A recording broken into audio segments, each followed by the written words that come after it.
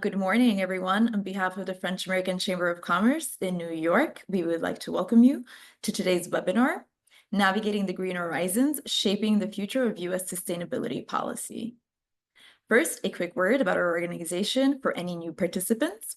The FACC's mission is to provide the networks, opportunities, experiences, and understanding that empower successful business relationships between and for members in various industries. Today's webinar is brought to you by our Sustainability and Innovation Committee. We will look into topics such as emerging sustainability priorities in different industries, potential changes in tax regulations, opportunities in renewable energy and green infrastructure, and trends in ESG policies, all in view of adapting to anticipated policy shifts after last month's election and navigating the regulatory challenges brought by a new presidential administration. Today's conversation will last about 40 minutes with room for questions and answers at the end. So we invite our attendees to please type their questions while the presentation is underway, and our panelists will answer them at the end. Our discussion today will be led by the head of our committee, Skip Rankin. Skip. Thank you, Federica, and good afternoon, everybody. Thank you for joining today's webinar. As Federica mentioned, my name is Skip Rankin. I'm an attorney with Baker McKenzie here in New York. I've been a member of the French American Chamber of Commerce for a number of years, and I have the pleasure of currently serving as chair of the Innovation and Sustainability Committee. Our committee has been meeting throughout the fall, and in particular after the election results in early November, we felt it was very important to reach out to our members to discuss with you some of the events that we see happening in our field of sustainability and innovation. As many of you will imagine, there could be a lot of changes afoot come January. We don't know precisely what may happen, but we've all been getting inquiries from various clients and contacts about the issues, and we felt it was very important today to at least interact with you on some of these matters. We also want to advise you that we will be having a greater in-depth session on some of these issues come January 30, 2025. That's almost around the corner, but we first wanted to reach out to you today and also hope that you will be interactive with us, ask us questions. The chat box is open. We hope to have this more as a conversation, and I will be acting somewhat as a moderator today with my colleagues who are members of the committee. Let me start. I'm going to ask myself a question. I'll answer it, and then we'll go around the room, and each of our committee members may introduce themselves before they speak. Question I have is, the incoming administration may attempt to repeal or modify the Inflation Reduction Act, the IRA. What are you seeing in the market, and is a repeal or modification likely? And if so, what is expected to be the impact? I get this question probably 3 or 4 times a day from clients who are following the IRA, the Inflation Reduction Act, which many of you will know really stressed the importance of renewable energy in the Biden administration. One key component of the IRA was various transferability of the so-called tax credits, the investment tax credits and the production tax credits, the ITCs, PTCs, which are generated through renewable energy projects. The transferability of these credits opened up an entirely new form of financing for developers of renewable energy projects. Without getting into great detail, it allowed the developers to actually sell these tax credits separately to taxpayers who have taxable income. A lot of corporations have taxable income. They're making money. They wish to support renewable energy. They don't have the need to actually physically take the energy into their buildings or their warehouses, but they would like to support the program, and they're able to do so by buying these tax credits. The result of which is the developer gets the cash, the taxpayer gets the tax credits, and basically helps support the whole industry. There have been some speculation that this could come to an end. I'm not a tax lawyer. I speak to my tax colleagues all the time. It's highly unlikely that if there are modifications that they would be retroactive. They could be prospective, but highly unlikely that they would be retroactive. And there is some degree of comfort that the IRA has helped to spur on a lot of economic activity in what we call the Midwest part of the country. That is the Wind Belt going from Canada straight down through Texas. And if you understand renewable energy, particularly wind power, and to some extent also solar, the Midwest is a major growth area for renewable energy. It has spurred on new jobs, manufacturing, taxable income, etc.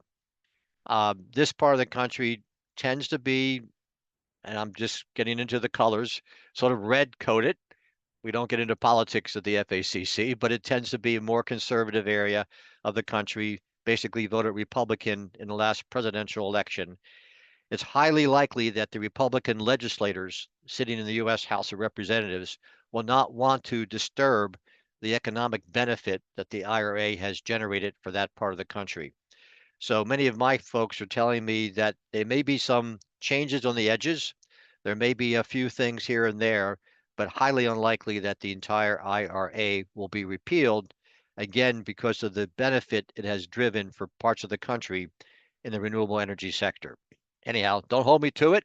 These are all subjective matters, but interesting questions, and we'll stay tuned as to what develops come January 20. My next question is, again, something near and dear to my heart, which is offshore wind projects. The United States is way behind, in my view, as to developing a great resource we have offshore.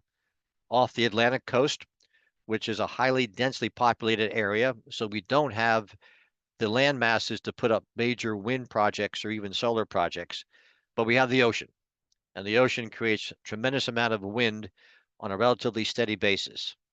Europe has delved into this very deeply with respect to the North Sea, off the British Isles, and they're way, way ahead of us. The same with respect to Asia. We have one operating wind farm in the United States, a test program off of Block Island, Rhode Island. We've got one other project underway off of Massachusetts, and we have 3 or 4 that have been licensed to develop off the New Jersey, New York coast. The concern is that the Trump administration may put a halt to offshore wind. As many of you have known, the president-elect seems to have a phobia about offshore wind. I can't understand necessarily why. Some say it's because one of his golf courses off of Scotland or in Scotland, there was an offshore wind project there he didn't like, and he doesn't think that offshore wind is something that should be pursued. That may be one area that will have a bit of an obstacle put in front of itself with respect to the new administration. We're hopefully not, because we do need that type of renewable energy, both in the Atlantic coast as well as Pacific coast. But stay tuned for that. That might be one area that the new administration will slow down. But we'll stay tuned for that, and we'll bring you more information as we see it come 2025. Anyhow, those are my issues that are near and dear to my heart. And I'd like to turn over to Camille, who will speak a little bit about some issues that she's hearing. And Camille, maybe say a little bit of your background, and then I'll ask you some questions, if I may. Thanks a lot, Skip. Hi, everyone. Nice to meet you. I'm Camille van der Goot. I'm the head of sustainability at Siva Logistics. So I work with our clients on building low carbon transport plans. So I help them to lower the emissions linked to their supply chain and the transport of their product locally and internationally as well. Camille, my first question is how the current administration has supported the transition to low carbon transport solutions. That is, of course, the Biden administration. That would be helpful if you can summarize some of the support that they have provided for low carbon transport solutions. Yes, so definitely as part of the Inflation Reduction Act, transport was a big pillar because transportation's passenger and freight is about 23% of the human-made CO2 emissions. So it's pretty heavy. So what do we mean by low carbon transport solutions? Of course, like when you look at your supply chain, you look at optimizing, you look at optimization of transportations, you look at going to low carbon transport mode, switching from one mode of transport to another, going multimodal as well, but you looked as well a lot at fuel and technology. And in terms of fuel, as part of the Inflation Reduction Act, there's been a lot of incentive, income tax credit for biofuel, according to the performance of those biofuels. So the greener the biofuel is, when we do a life cycle analysis of the fuel, the more income tax credit the fuel could get. And it was the case of biofuel for trucks and as well biofuel for aircraft for sustainable aviation fuel. And as well, within those biofuel pool, you have as well the sustainable maritime fuel. So basically, there were a lot of incentive to support the development of those fuels. And those fuels are going to be the fuel of the future. Like, they're already kind of the fuel of the present in some, they represent a small part, but the part and the importance of those fuel are going to grow, and they are kind of the main major lever that the different mode of transport will be using in order to achieve their target. Most of the transport industry has a target of being carbon neutral by 2050, and it's biofuel is going to play a key role when we look at maritime transportations, air transportations, but as well road transportation. So for that, there's been a lot of incentive, and it's really helped the productions. And then when we look at technology, a lot of incentive have enabled the development of electric vehicles and hydrogen as well, green hydrogen productions, and EV as well. I mean, we've seen it as well for particular vehicles for people, but as well for heavy duty trucks, up to $40,000 per trucks has been given. We've benefited from that, like as a transport company.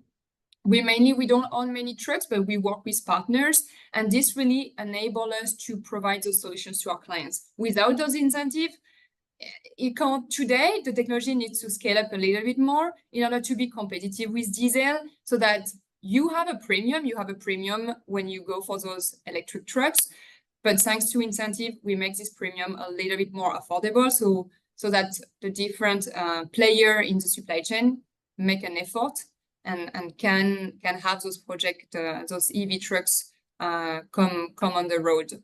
So definitively for technology and for fuel, this has played a big role. For charging infrastructure as well, there's been as well some incentive for some electrifications, for financing of electrifications for rail transportation as well. Rail is definitely a big pillar when we want to have a lower carbon supply chain.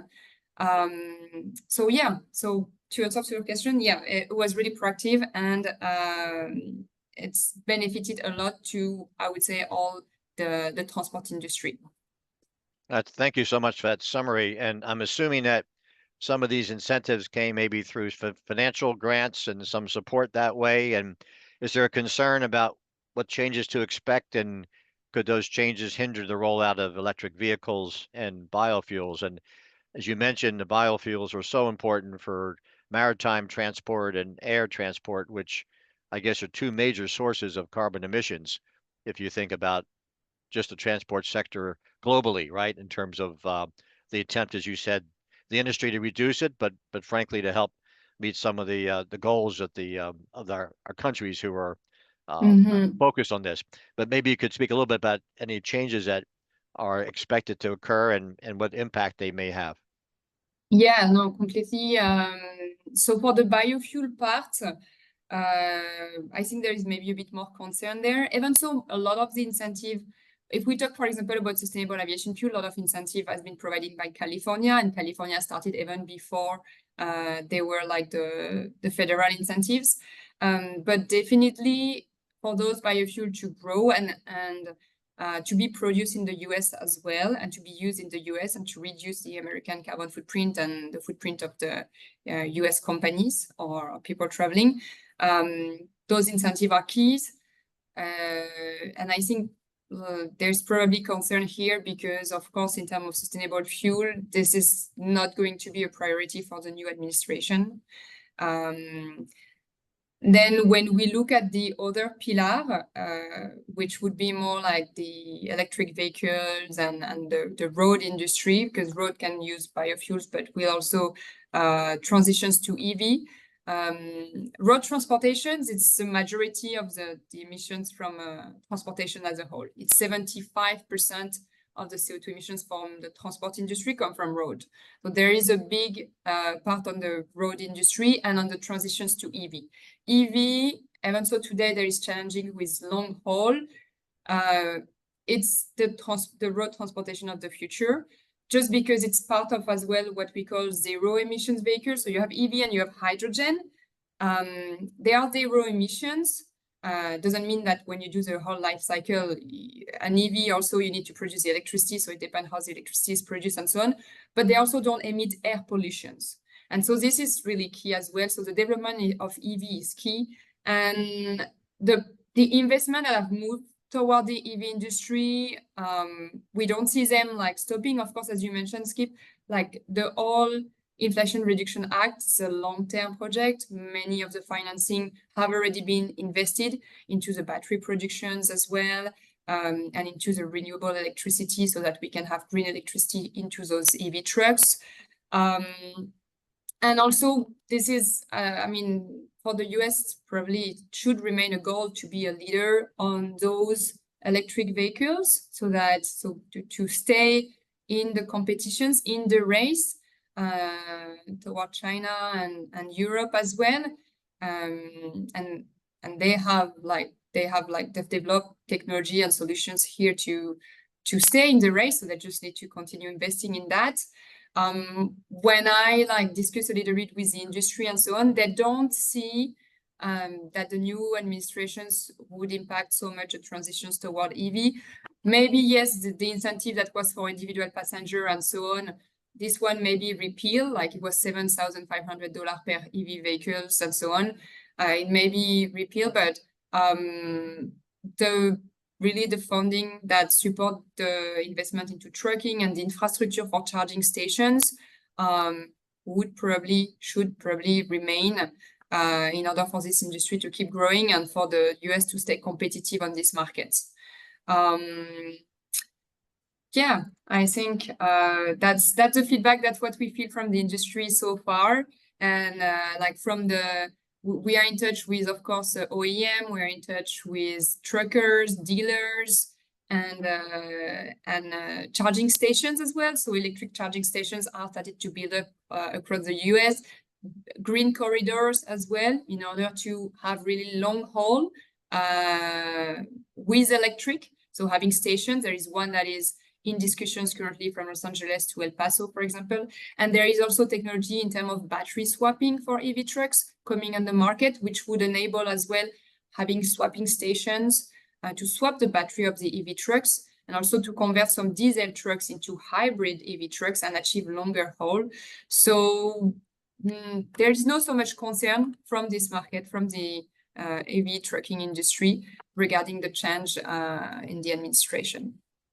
Well, that's good to hear. And looks like the good momentum in the infrastructure related to EV vehicles, particularly the trucks, as you mentioned. Potentially the passenger cars might lose a little bit of the tax break, but in the scheme of things, that's maybe not as significant.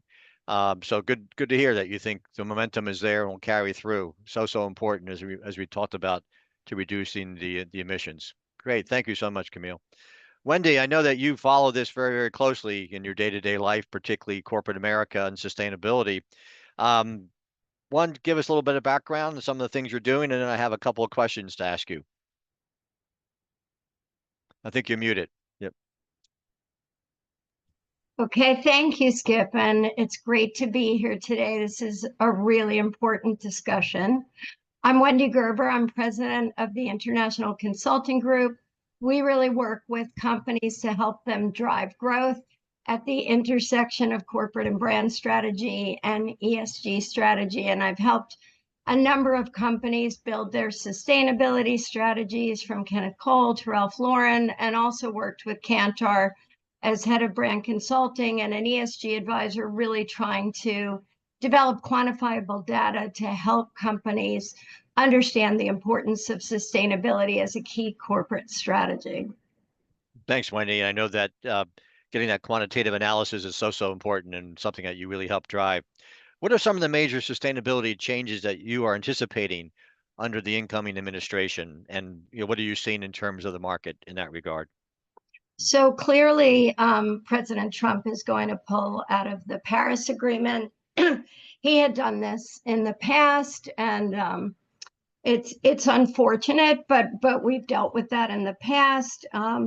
And fortunately, there are a number of other regulations, very strong regulations in the EU, the CSRD, also strong state regulations from states like California. So we'll have large global corporations that are doing business in those areas that will still have regulatory requirements that they'll need to meet, but there'll be a lack of a strong federal regulatory environment. And so we had the SEC rules that were stayed in the court earlier this year. So we'll see what will happen with those regulations. The IRA Act, as you mentioned, Skip, Trump will probably try to appeal the powerful infrastructure bill. So what we're seeing is that President Biden is really trying to fund grants as quickly as he can. But of course, there are limits to how much can be funded before the end of his term. But similarly, it's going to be very hard for President Trump to dismantle all that's been legislated because these appropriations are funded by Congress. So unlikely that he'll be able to dismantle a lot of it. Another interesting question, as Camille mentioned, is going to be the future of EV. And I've been hearing that a lot from clients, what's going to happen. So we have a couple of things that we know. The EPA staff will, in all likelihood, be significantly reduced.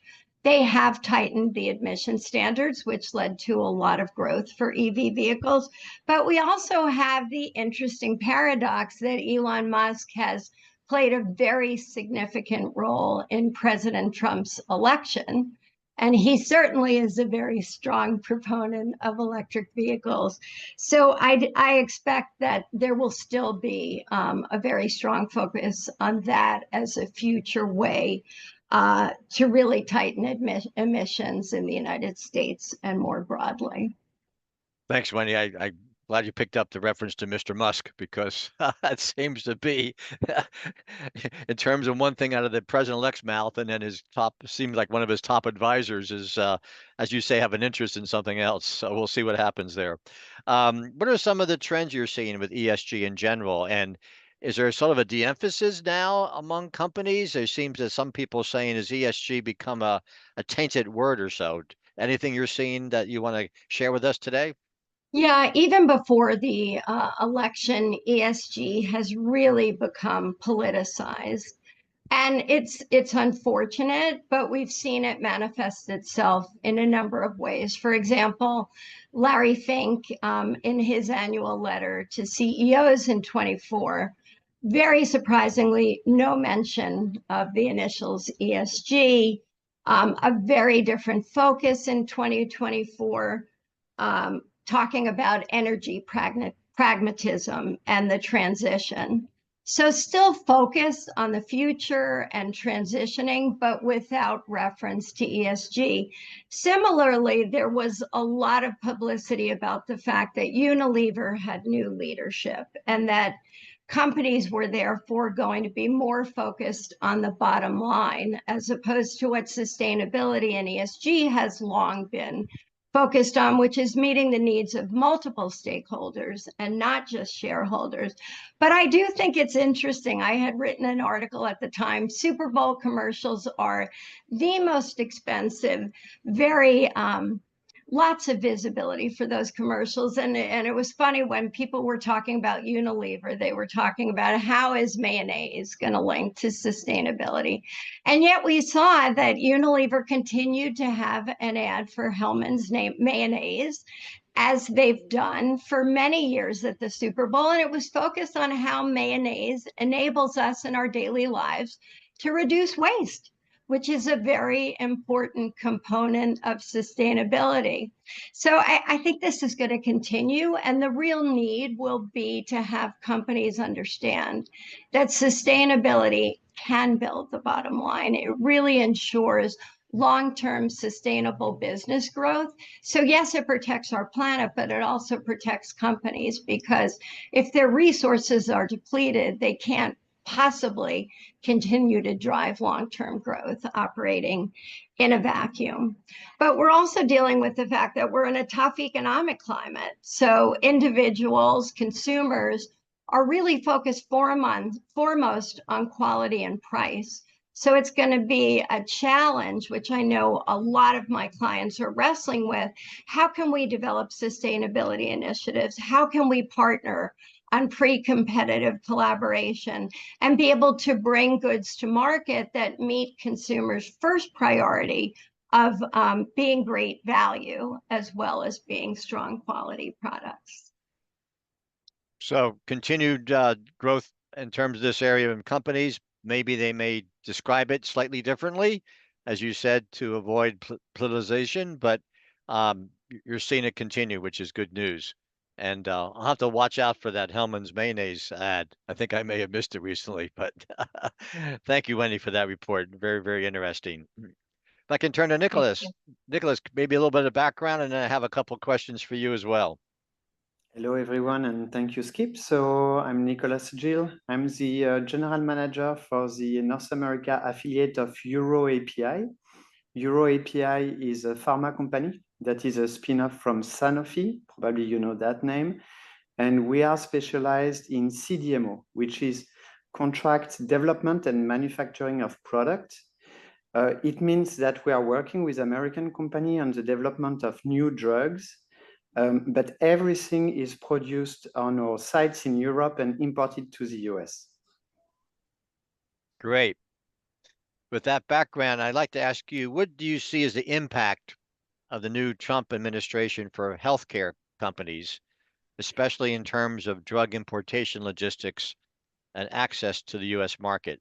A topic that has gotten a lot of headlines in the news over the years, but not entirely clear to me what the Trump administration may or may not do in this area. So we're all ears in terms of the information you can provide to us.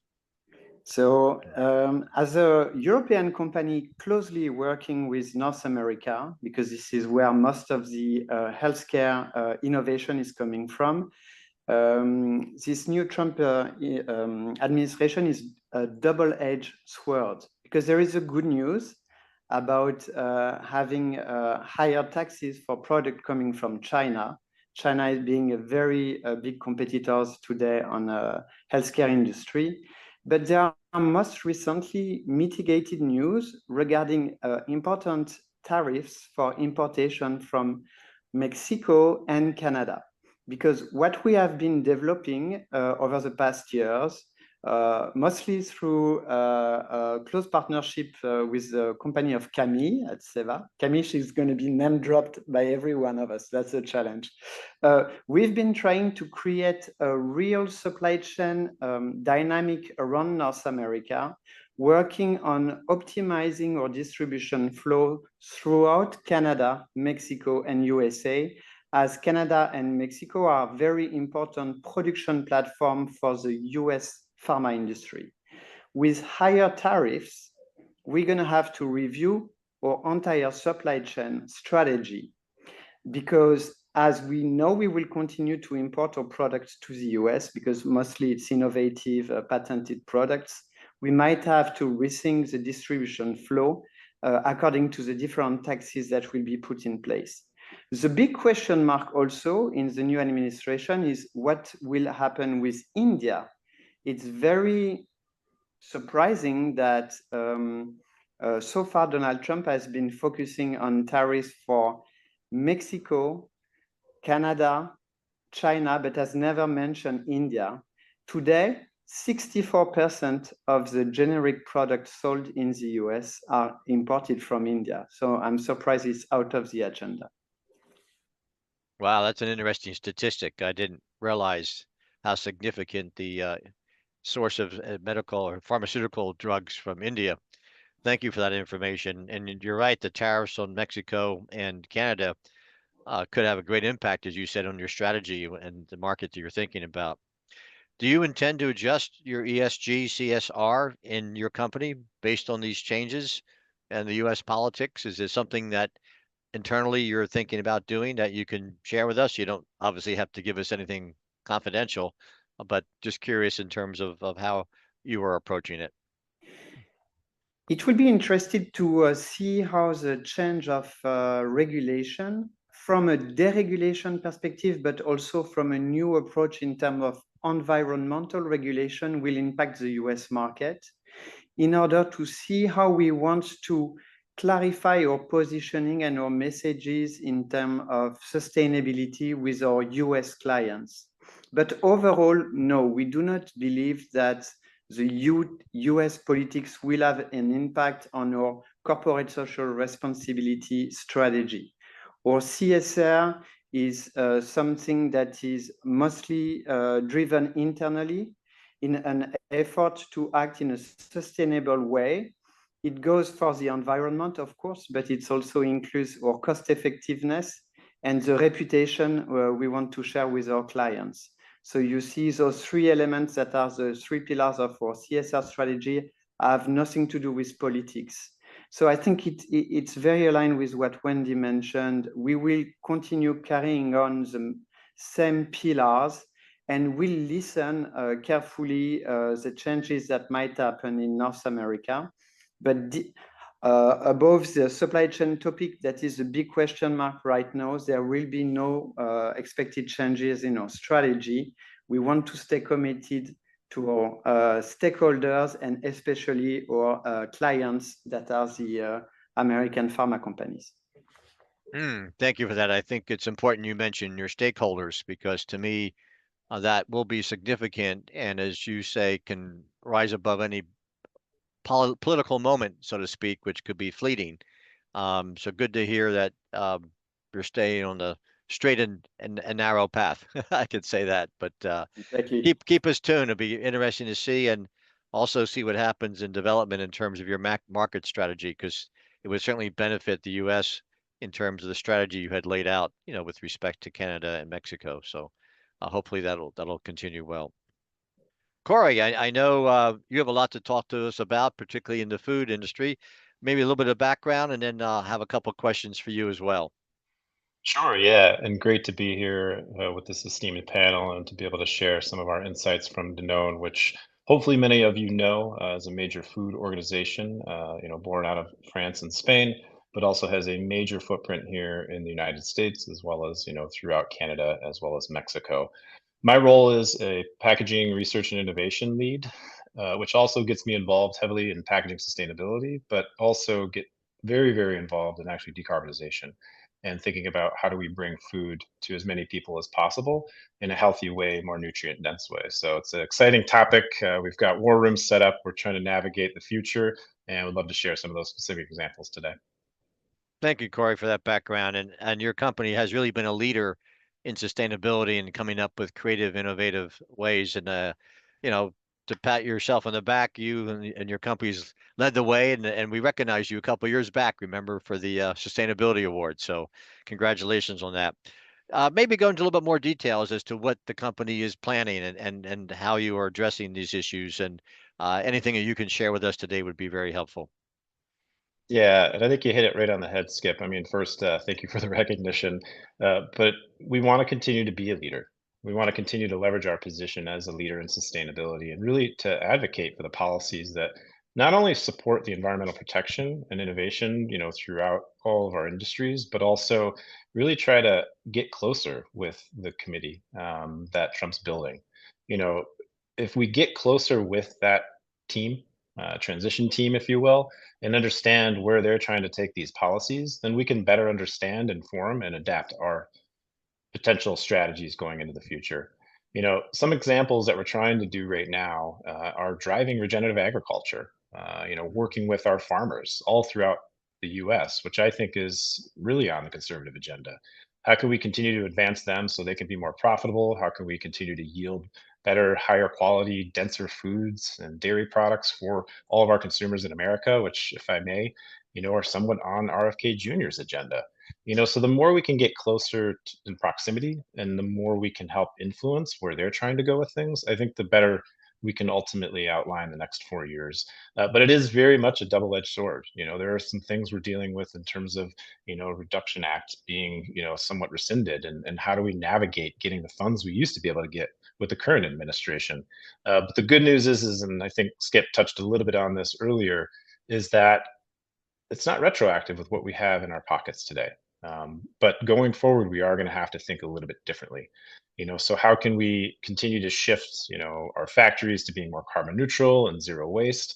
electrifying our trucking partners, such as, Camille's organization like SEVA, and collaborating with trade associations and other stakeholders. We can continue to influence these policy decisions and promote these sustainable practices because, quite honestly, a lot of them are actually more profitable for all of us. So we can't just think about this being only high cost and only needing tax incentives to support it. We have to think about doing our business in smarter ways. Some examples we've also had on joining up with various packaging consortiums, the Circular Action Alliance, which some of you may or may not have heard of, is really trying to come to the table, going state by state to influence what their tax incentive structures are going to be on how we deliver packs to different states. And with that, we can bring a voice that is more national and go to the new Trump administration and say, here's what all the states are saying, here's all the policies we've been able to enact and shift, and here's how we think we can do this better for America to create jobs, for better recycling, things of that nature, to upgrade technologies, but we need your help. I think for us, it's really trying to stay steadfast on promoting these sustainable practices within the industry and also uncovering that it's good for business. It's not bad for business. And how can we do this right to improve all of our P&Ls, in many ways enhance brand equity, creating more jobs, and then also really bringing more nutrient dense foods. And I think Danone is strategically positioned to do a lot more of that. So they'll continue to look to us and we'll continue to look to them to stay close on this. Sounds great. 'Cause sounds like a good partnership that could be developed. And as you say, a lot of the things you're doing and would fit right into their proposed agenda, just to make sure that gets coordinated well. You can help the agricultural sectors you mentioned.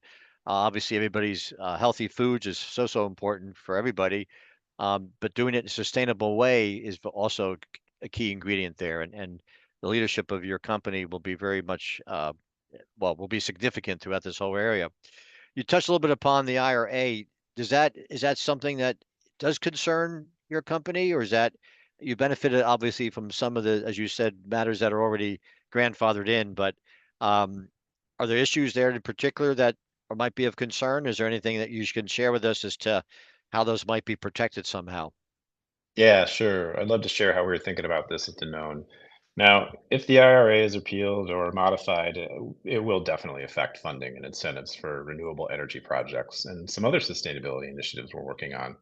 Therefore, we're starting to really explore alternative funding sources, as well as some of those partnerships I talked about to continue those efforts, so driving scale through our industry. So how can we partner with the Mondeleses, the Unilevers, the maybe not mayonnaise, because maybe not so great, but ultimately, how can we work as an industry to continue to engage the administration, but also work together to find funding sources that may be outside of this administration's capabilities? So like I mentioned earlier, we do have some ongoing climate grants, such as we secured $70 million, part of the Climate Smart Grant, which is really trying to upskill all of our dairy farmers. And do we put masks on cows to prevent their burps, which are actually the highest methane production that comes out of a dairy farm, believe it or not, as well as their farts, I will say. But ultimately trying to find different ways to work with these farmers to move to grass fed, and that does require investment. So those things aren't retroactive. We're going to continue to do those, but as we see the results from those, we want to continue to scale and share that back and say, hey, let's double down here, this actually does work. In addition to that, we're also part of a $12.5 million securing of the Regional Conservation Partnership Program grant.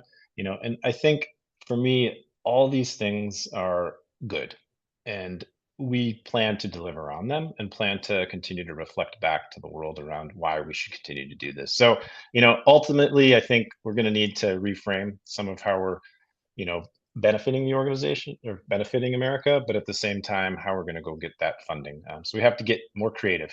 We have to get more strategic. And I think that's why we need to continue to get closer to this administration to understand where they're trying to go, and then keep our eye on the ball with our mission to decarbonize and scale healthier foods.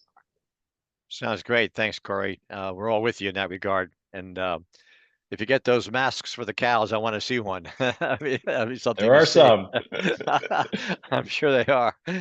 Catherine, if I can turn to you, because you've got a lot of good things you want to say to us today, but maybe a little bit of your background, and I have a couple of questions as well for you. Yeah, of course. Nice to see you all. So I'm Catherine Joly. I'm the CEO for FACC-NY. Invent North America, which is the advisory practice for Capgemini, which is a large business and technology transformation consulting company. And I'm also leading our sustainability practice for North America. Great to have you with us today. And if I could ask you, what are the sectors that are likely to benefit from the new administration, which is proposing a tax cut, and also the massive deregulation program that they appear intent to implement? Yeah, of course. I think it's a very interesting question, because when we listen to the conversation we've had so far, you can feel that there is worry, but there is also opportunity. And when you look at where the key kind of axis that we can expect in terms of policy are going to be around promoting energy independence and promoting and increasing green jobs, if we look at the bright side.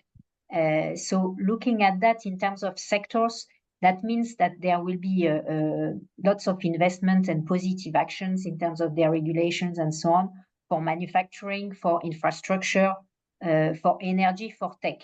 So of course there is a risk there, but at the same time there will be economic dynamics.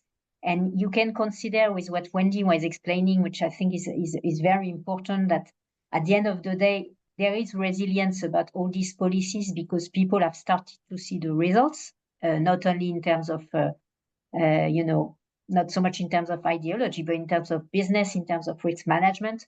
And so because of that, if these sectors are also in a good trend in terms of, economics and ability to invest in their own transformations, we can, I think, expect to have positive effects and continue to see the transformation happening for a better future.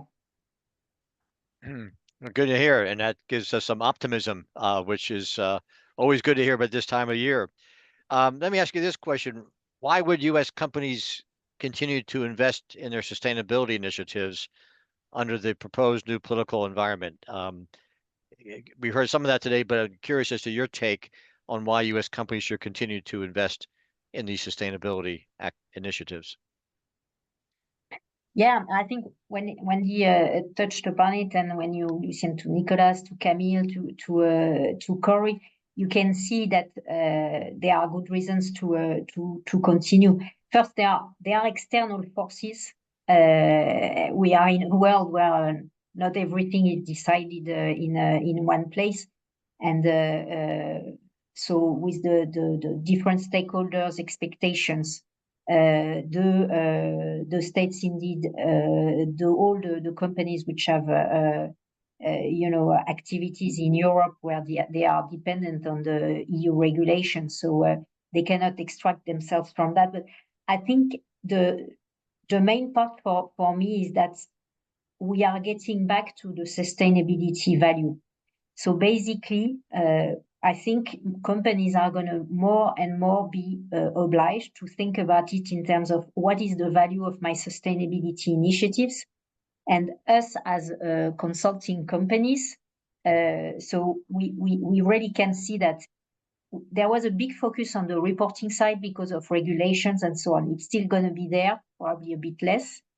But then it leaves the space to say, okay, I want to do it because there is value for it. There is value for my customer. There is value in terms of supply chain resilience.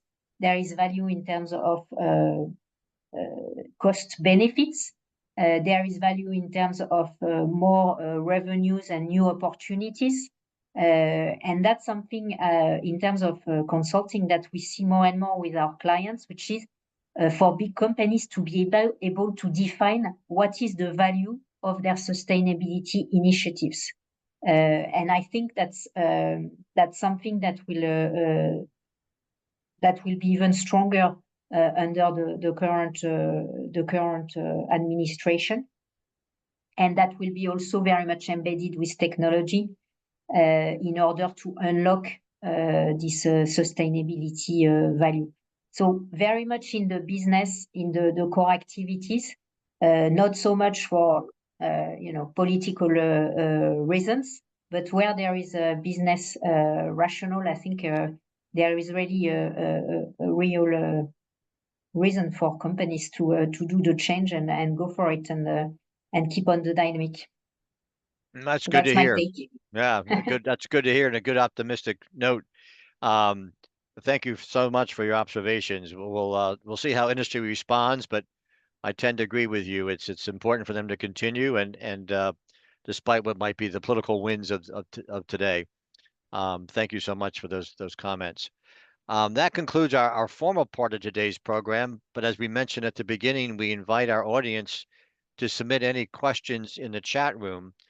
Unfortunately, we can't see you, but we can read your questions, and we'd love to hear from you and to respond. And while those of you are typing them in, I'm going to ask the whole group here a question, and picked up a little bit upon what was said earlier. It's likely that the Trump administration will once again withdraw from the Paris Agreement. What is your take on terms of the absence of the U.S. In that accord, and would there be a vacuum at the global level without the U.S. participating officially? Just curious as to your take. And Nicholas, looking at you because you look at things from a little bit of a different perspective sometimes from us. Any sense you're hearing, and then anybody else who wants to chime in as we're waiting for some of the questions to come into the chat room. So I think we covered a little bit this topic, and I don't want to paraphrase Wendy. I think that was Wendy saying it. So we've seen it in the past. Trump withdrew officially the US from the Paris Agreement 6-7 years ago, if I do my math correctly.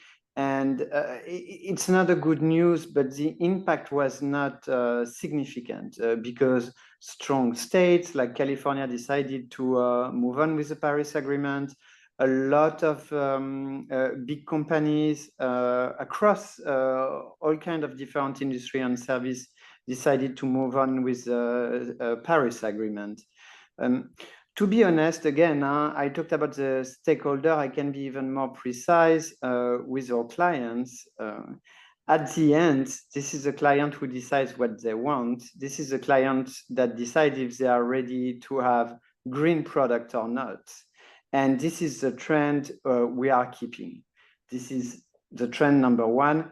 The trend number two being, of course, about our level of ethics and level of integrity we want to share as a company. So limited impact. All right, good to hear that. Any other panelists have a take on this? And then we do have a question I want to get to, but before that, anybody else have a take on it? I know, Wendy, you had addressed it a little bit in your remarks earlier. Yeah, I think it's interesting. In some respects, it will be less impact because we've already seen it before, right? So it was very dramatic, perhaps, first time around. I think it's unfortunate because President Trump has an opportunity. I've heard him say that he's going to be focused on embracing both those who voted for him as well as those who didn't now, with more of a vision of unity. It would be nice if that applied to the Paris Accord. It could be a bit of a shocker, which he might like. And I think it certainly reinforces America's role on this. So I don't think it will be as much of a shock to everyone, but I do think it's disappointing given the impact America could have. I did want to build on what Katrine said, that underlying all of this is the value that companies and our clients are seeing to sustainability. So I just wanted to share a couple of statistics that Kantar has found that I think are relevant for companies to think about as they're thinking about the value of sustainability. So Kantar found that sustainability is the most important driver of corporate reputation, which is certainly an important value, accounting for 45%. And also, and very importantly, it's contributing to 10% of the brand value or equity of Kantar's Brand Z Global Top 100 companies. So if you think about both really marrying purpose and profit, there is a benefit to both doing good, but also doing well by embracing sustainability and marrying purpose with what companies are striving to achieve. Thank you for that, Wendy. Very well put.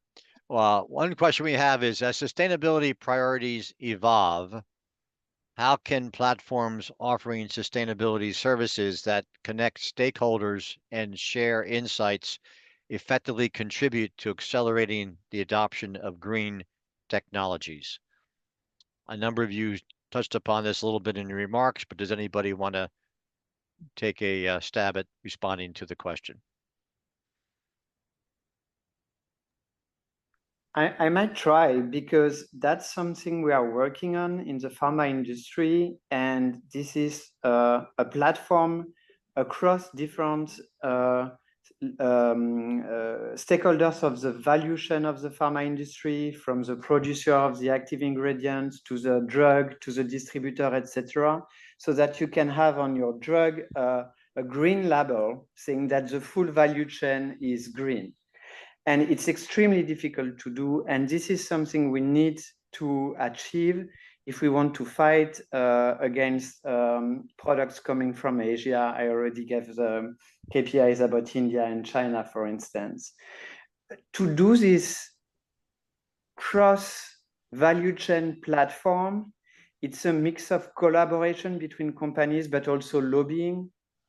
I want to use the word lobbying in a positive sense, because we need also government to understand the value, so that at the very end of the process, we can show to our clients that we have the green label. And this is something where Europe has been very proactive, France also, with the ABCD in terms of quality of food and all the green process. And this is where US is a little behind. So that will be interesting to see how this lobbying is working in relationship with governmental instance to be more transparent with the end user. Thank you, Nicholas. Cora, do you want to add to that? Yeah, I think Nicholas is spot on. It's really helping us continue to connect the dots across the value chain. You know, if you think about bringing a yogurt to somebody's refrigerator, you know, it starts at a dairy farm, but it also starts at Exxon, because they make the resins that the cup go into. And then it takes over into a supplier who actually has to build the cup and comes to us to actually process the yogurt. And then you have other folks that are involved in the decoration of it and the distribution of it. You know, so to actually create something new in terms of a technology or something that's more sustainable or future proofed for the, you know, long term, it requires us to all work together. And that also includes the government. And you know, the challenge within the US is that we have all these different agencies, and I'll speak to these interagency groups, and you know, they've got these bills and they have money, and you know, if you do the lobbying, you can find ways to get funding to be able to do those projects, but to actually execute them, and not just, you know, I would say research, actually execute and get those things into market, it requires everybody in that value chain. And I think that if we continue to utilize consortiums, partnerships that are out there in our various industries to help connect those dots, there are folks that are doing this very well, and they're finding a value in being the consultant for all of us as somewhat of an unbiased point of view. Obviously, you've got an agenda with what you're working towards, but you bring that unbiased view. You also help us identify where maybe we have gaps in sort of that interconnectedness, and then continuing to drive that more as a community effect so that we can scale versus not. So I would encourage you to just keep investigating all those different partners, all the different components throughout the value chain to better help us all connect each other. And in that, I think you'll find some value in yourselves. Thank you, Corey. We have another question here. How autonomous are states in implementing their own sustainability policies, initiatives, versus having to follow the federal government's directives? I might say a few words on that and then open it up to anybody else. The U.S. has lacked over the years a federal energy policy. There have been many attempts over different administrations to implement that. The last time was actually in the Obama administration, which failed, and even in the Biden administration, despite their efforts with the IRA, they were never able to really implement a federal energy policy. The states really have been at the forefront in moving forward the development of renewable energy through what's called the Renewable Portfolio Standards, the RPS, which requires public utilities to have a certain percentage of their energy produced from renewable sources.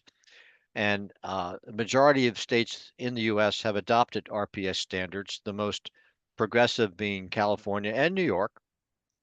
Others as well have joined in. And this really did set in motion 10, 15 years ago now, the movement toward developing renewable energy sources, because the public utilities were required by law to have a certain percentage of their energy come from renewable energy sources. So there's been in the background a lot of precedent for states developing their own initiatives. When you cross state lines, you get into interstate commerce, and that becomes slightly more complicated. And the one area that is actually a big obstacle in terms of being able to distribute renewable energy across the various needs of the country are our transmission lines. And those cross state lines, and therefore they do come into federal regulation. And the Federal Energy Regulatory Commission, or so-called FERC, has a lot of authority over this area. So the states have to work in conjunction with the federal government, particularly when we're crossing state lines. But they have a lot of initiative within their own boundary of the state, and we've seen that happen over the years in the past. But I open it up to others on the panel to have their take in terms of how states can still move ahead independent of the federal government's directives.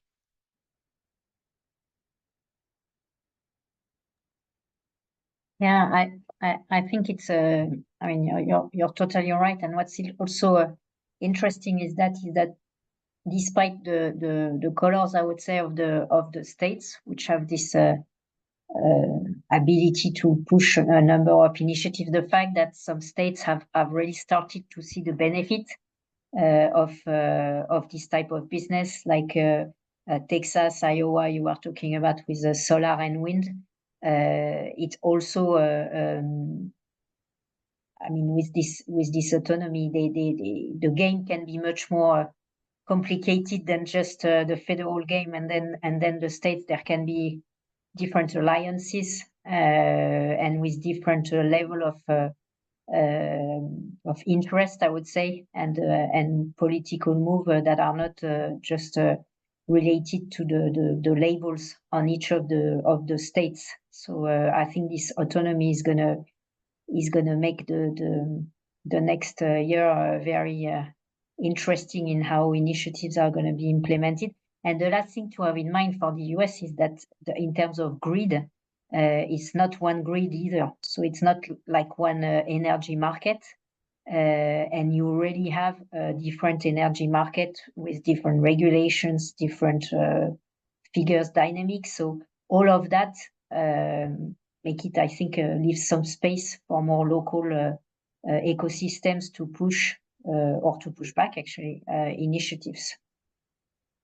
Well said, Catherine. You've got the RTOs, ISOs, as we call them, the ERCOTs, the PGMs, the MESOs, CalISO of the world, and they're all quite different in terms of how they approach these issues. But a good question, very good question, and one to watch. And it's been part of our federal system, right? We've got the federal government, we have the states.